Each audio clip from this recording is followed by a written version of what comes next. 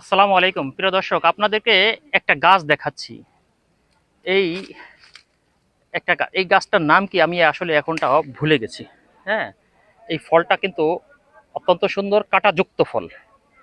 এই কোরআনের ভাষায় আছে না, জাক্কুম জাতীয় এই ধরনের ফল। এরকম আমরা কিন্তু ওই ছোটকালে আমরা খেলাধুলা করতাম, সেটা হলো যে এরকম ইয়া দিয়েই ঘুরাইতাম যে কার রক্ত বেশি এবং কার ইয়া মানে ইয়া, এইটা বুঝাইতাম। আরেকটা গাছ আপনাদেরকে দেখাচ্ছি, এই এই যে একটা, এটাকে বলে আমাদের স্থানীয় ভাষায় ভাটি গাছ।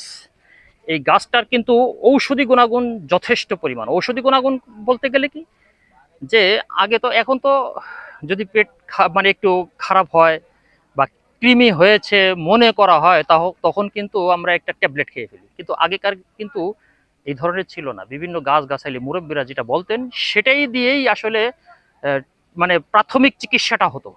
হ্যাঁ, যেমন আমার আব্বা যখনই আহ, কৃমি হতো, একটু পেট ব্যথা ব্যথা মনে হতো, তখনই কিন্তু তিনি এই গাছের এই আগার, এই এই এই এই দেখবেন আগার যে অংশটুকু, এই অংশটুকু ছিঁড়ে দিতেন।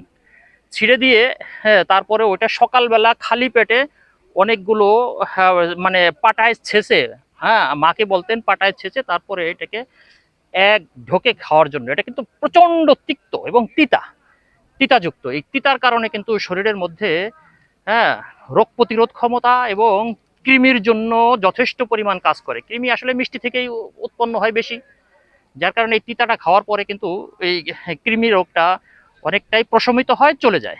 এই এখানে আসলে এখন আমাদের গ্রাম অঞ্চলেও যথেষ্ট পরিমাণ এগুলো ছিল, কিন্তু এখন আর সেই অত পরিমাণ দেখা যায় না। এই সুন্দরবন আসছি ট্যুরে, এই সুন্দরবন ট্যুরে আসে এই ভাটি গাছগুলো দেখে আমার বাবার স্মৃতি মনে পড়ে গেল, যে বাবা খুব জোর করে খাওয়াতেন। কারণ এটা মানে অত্যন্ত তিক্তযুক্ত খাবার, মনে মোটেই মনে চাইতো না খাওয়ার জন্য।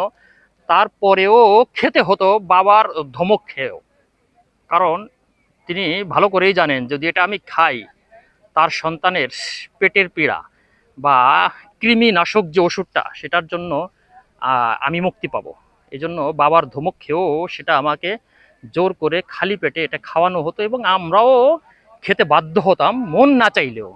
যা হোক, এই গাছের, ঔষধি গাছের এই গুণাগুণ সম্পর্কে আপনাদের সামনে কিছু কথা বললাম। ভালো থাকবেন। আল্লাহ হাফেজ।